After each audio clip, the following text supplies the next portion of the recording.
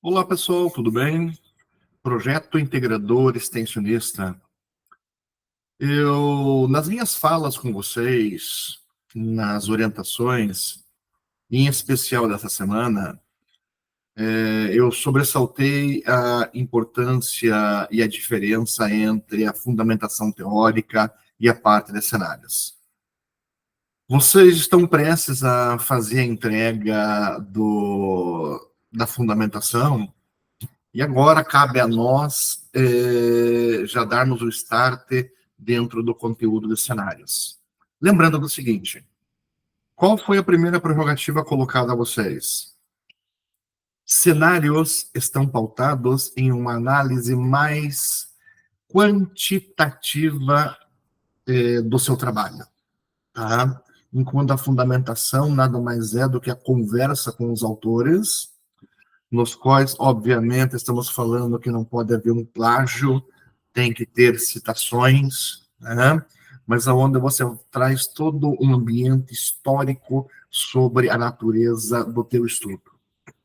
Então, o nosso propósito nesse momento é mostrar para vocês como que vocês vão construir a parte dos cenários a partir do momento em que você tenha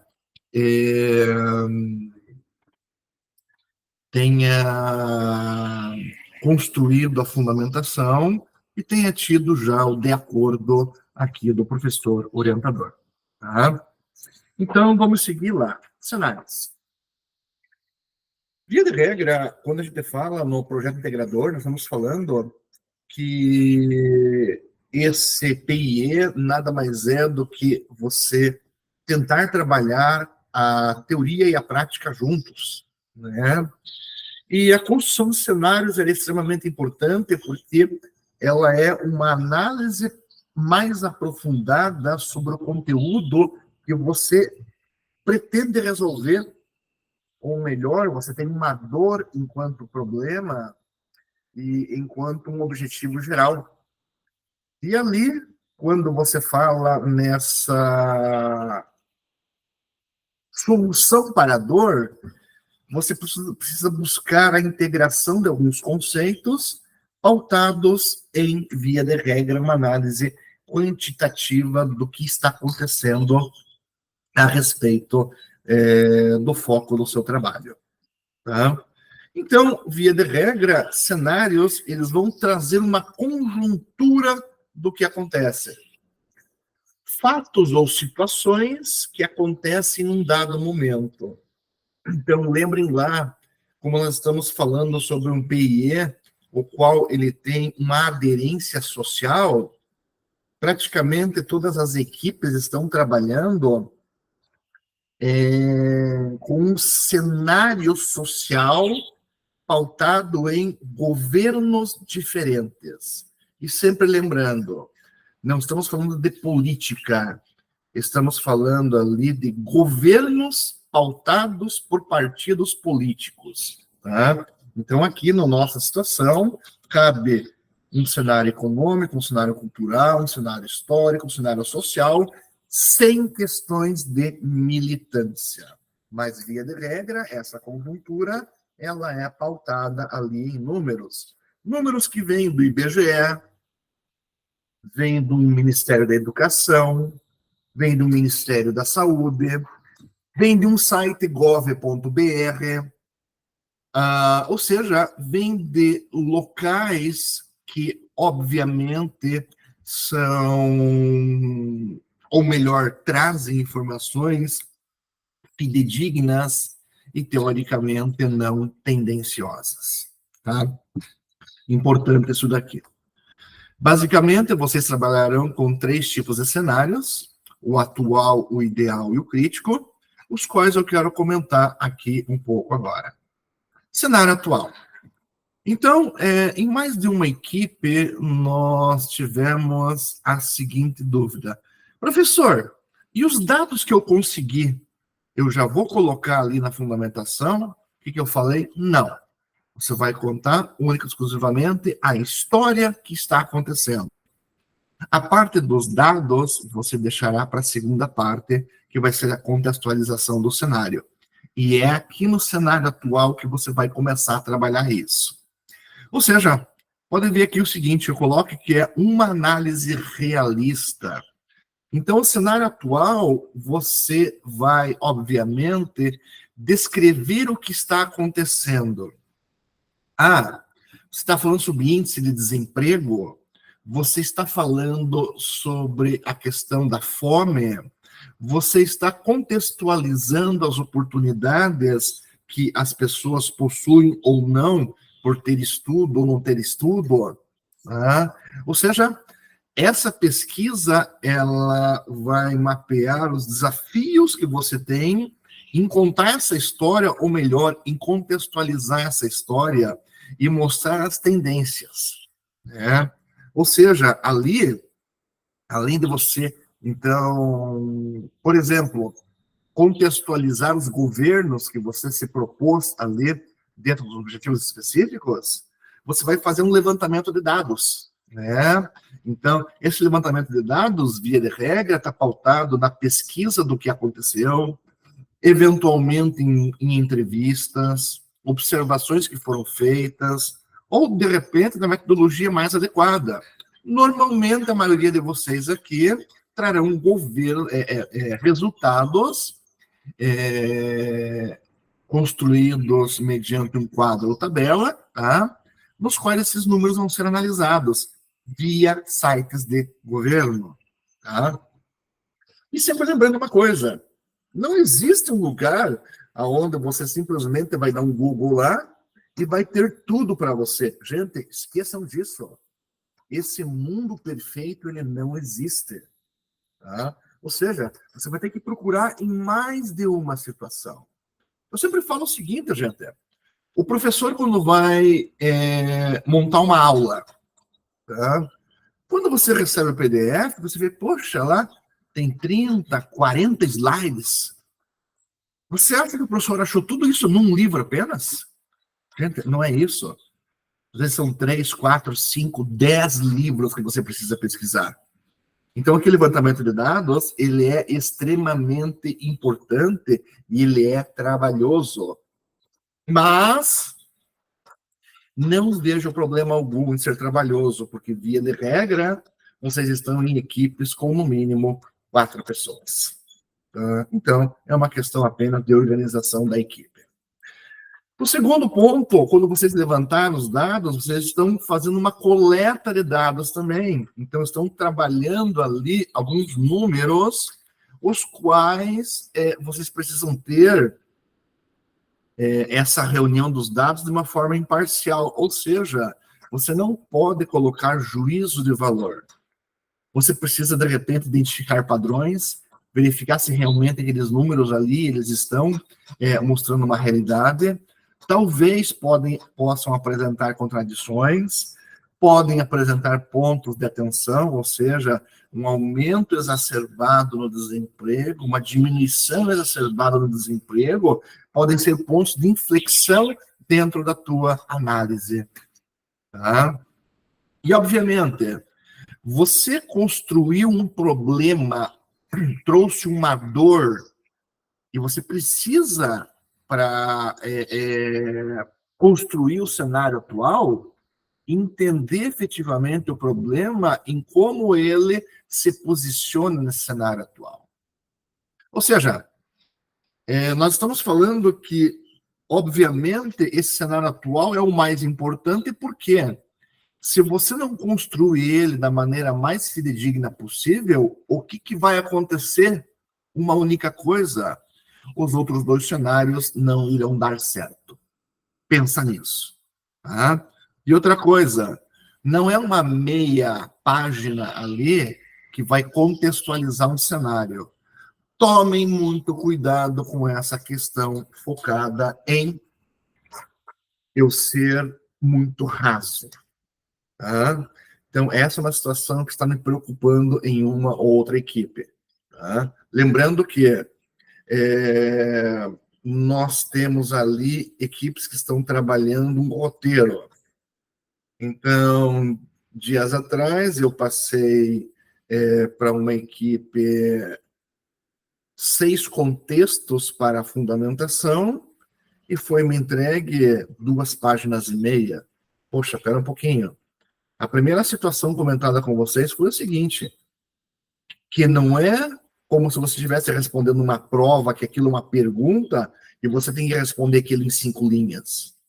Você precisa contextualizar, você precisa trazer citações de autores, você precisa falar sobre o que está acontecendo, ou como está acontecendo. E, naturalmente, uma coisa que eu temia, mas tinha reforçado, o que aconteceu lá, nós encontramos inúmeros plágios. Ficaram extremamente raivosos com o professor orientador. Gente, mas é o seguinte, 2 problemas. Um ficar nervoso e outro voltar ao normal. Tá? Porque não adianta. Eu não posso passar para frente um trabalho que não é de vocês. Um trabalho que foi copiado da internet. Um trabalho que foi feito por um terceiro. Então, aqui, essa contextualização do cenário atual é a construção de alicerces sólidos que vão desenvolver ali, então, o desenvolvimento do projeto. Nessa contextualização, o que acontece? Quando você fala em um cenário atual para a empresa, é o diagnóstico do que está acontecendo na empresa. Um problema no capital de giro, uma falha ali entre os conceitos de marketing operacional e marketing estratégico, uma falha na criação da persona enquanto situação de marketing, um problema dentro da comunicação entre um CD e as filiais, tá? Ou seja, nós estamos falando aqui que você faz o diagnóstico e levanta ele. Quando você fala numa situação social, que é o foco desse PE, a gente fala que é uma contextualização pública em relação às ações governamentais, ou seja, o que aquele governo está fazendo ou não está fazendo, ou aquele outro governo fez ou não fez. É essa a situação que vocês precisam colocar. Tá? Mais uma coisa para fechar esse cenário. Professor, e no nosso caso, em que nós estamos fazendo análise de vários governos, então, pegamos lá, por exemplo, Fernando Henrique Cardoso, pegamos o primeiro de Lula e o primeiro de Dilma. O que nós fazemos? Pessoal, sem problemas. Você vai contextualizar o teu tema, você vai contextualizar governo a governo, colocando lá as nuances, tá? Ou seja, as particularidades, e vai trazer uma perspectiva do governo atual. E aí, com base nisso, você partirá para a questão do cenário ideal. Ou seja, o cenário atual nada mais é do que você está visualizando ou visualizou.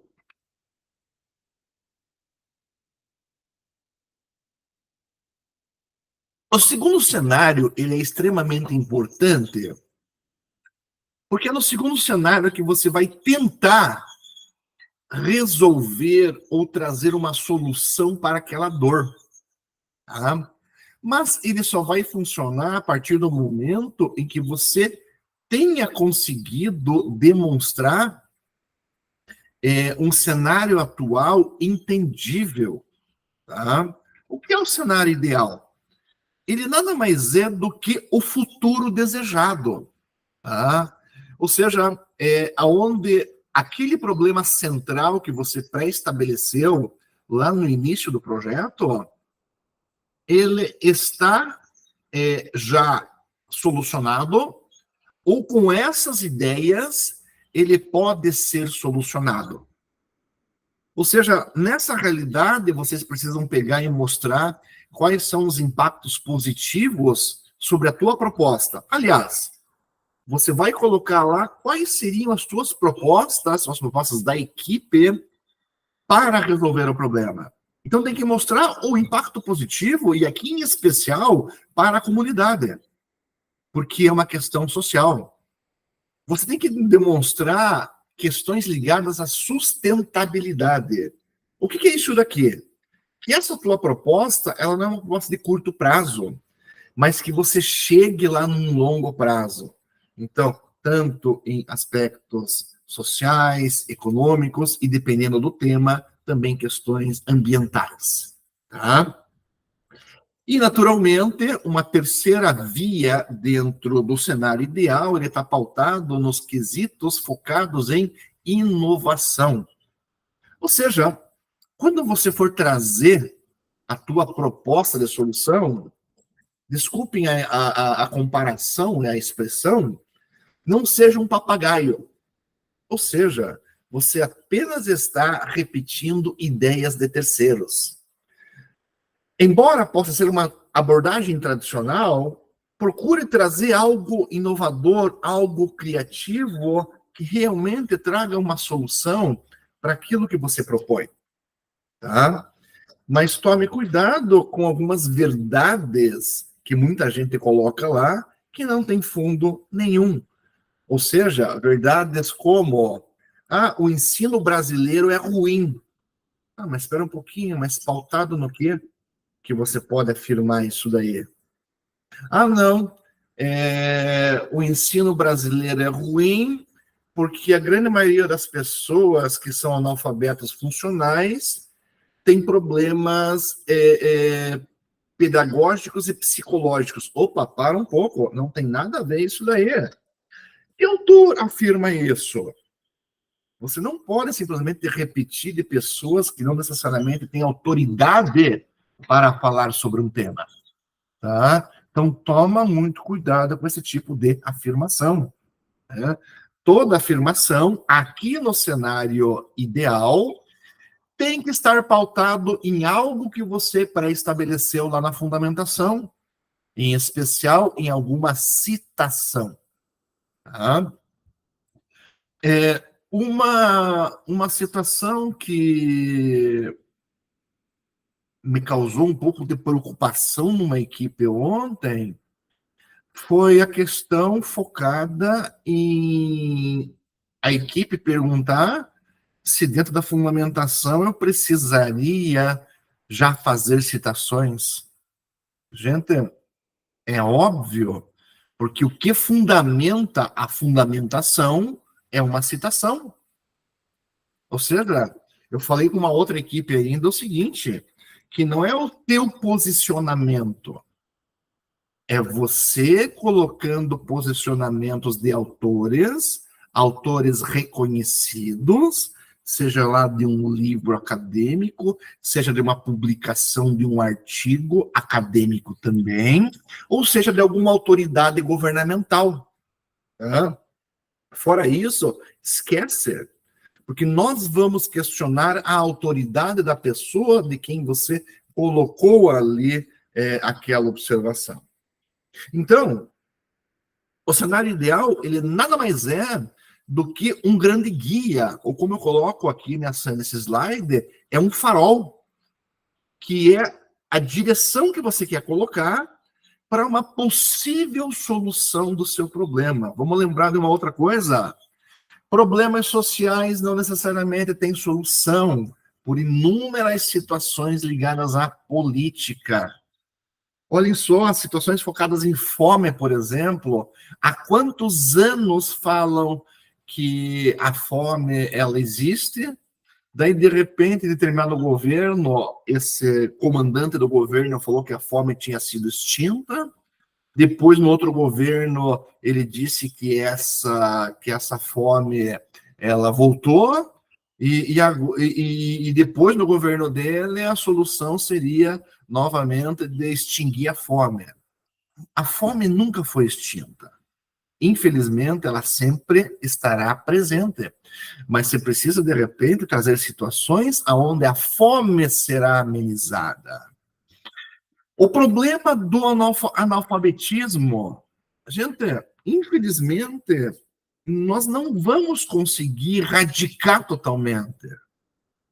Não sei se em 100 anos eu conseguir fazer isso, mas o nosso papel aqui é mostrar no cenário ideal quais as possibilidades de tender a zero esse analfabetismo. Questões ligadas a emprego e desemprego. Não esqueçam, emprego sempre irá existir, mas o emprego ele não está focado em necessariamente apenas uma questão estrutural governamental. Eu tenho, inclusive, questões psicológicas focadas nisso. Vamos lembrar dos nem estudam, nem trabalham, pessoas de 20, 22, 25, 28 anos que estão perdidas no mundo. Mas aí não é uma questão estrutural, tá? Ele talvez extrapole as questões do econômico, tá? Então, é esse tipo de situação que eu quero que você pense, que você analise. Ontem, na orientação, comentávamos com uma equipe sobre as questões ambientais, o que está acontecendo, né? Então, num local do Brasil, lá nós estamos tendo uma uma seca extrema. Aqui mais para o sul do país, estamos tendo um excesso de chuvas, né? Então, isso trata-se naturalmente de um desequilíbrio ambiental. E esse desequilíbrio deve ter alguma situação que pode explicar. Então, é isso que você tem que fazer. Então, seu cenário ideal é a busca de um futuro desejado, o melhor futuro. É uma proposta de melhoria, tá? Ou seja, são prováveis soluções. Não quer dizer que necessariamente você consiga solucionar completamente, mas é mostrar um caminho. Construir 2 cenários. O atual, posicionei o que está acontecendo ou o que aconteceu, e no ideal eu trouxe a proposta para a solução ou a busca de uma solução do problema. O terceiro cenário é a situação crítica. A situação crítica, muitas vezes, muitas pessoas não conseguem entender aonde é que ela se posiciona. Ou seja, já começo dizendo para vocês, a situação crítica é vocês serem críticos. O que é ser crítico? Questionar as possíveis soluções sobre a sua viabilidade. Tá? Então, vamos lá. O cenário crítico nada mais é do que os possíveis obstáculos e desafios que você pode ter em cima da implementação daquele cenário ideal. Tá? Quais são os desafios potenciais que você tem? Então, 3 são as grandes situações que você precisa analisar. Em cima do cenário ideal que você construiu, quais são os riscos e ameaças? Será que alguma situação que você colocou ali, ela pode comprometer o sucesso do projeto? Tá? Tanto de um ponto de vista interno quanto externo? Então, vamos pensar na seguinte situação. Se eu falo lá sobre a questão da subnutrição e, naturalmente, do mapa da fome. A partir do momento que em determinada cidade ou determinado estado é baixada uma lei que proíbe as empresas de fazerem doação de alimentos, vocês não consideram que isso é uma situação que, teoricamente, pode comprometer a busca de um sucesso nessa busca da redução do quadro de fome e da desnutrição ou da subnutrição naquela localidade? Pensa comigo. Quais são os fatores limitantes? Aqui a gente pode pensar em questões econômico-financeiras, a gente pode levar em consideração as ideologias políticas, tá? A falta de capacidade das pessoas que talvez estejam inseridas dentro do contexto ali da solução do problema.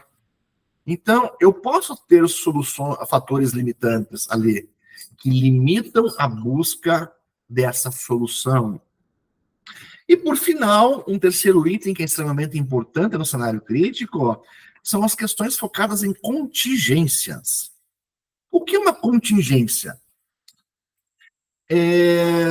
Você tem que mostrar de uma certa forma, quando você nomeou riscos e ameaças e falando sobre fatores limitantes, como que você pode impactar de uma forma menos negativa a solução do teu problema? Ou seja, então você trouxe riscos, ameaças e fatores limitantes, como é que você pode minimizar o impacto daqueles dois itens? Tá? Qual seria o plano A, o plano B, o plano C, o plano D?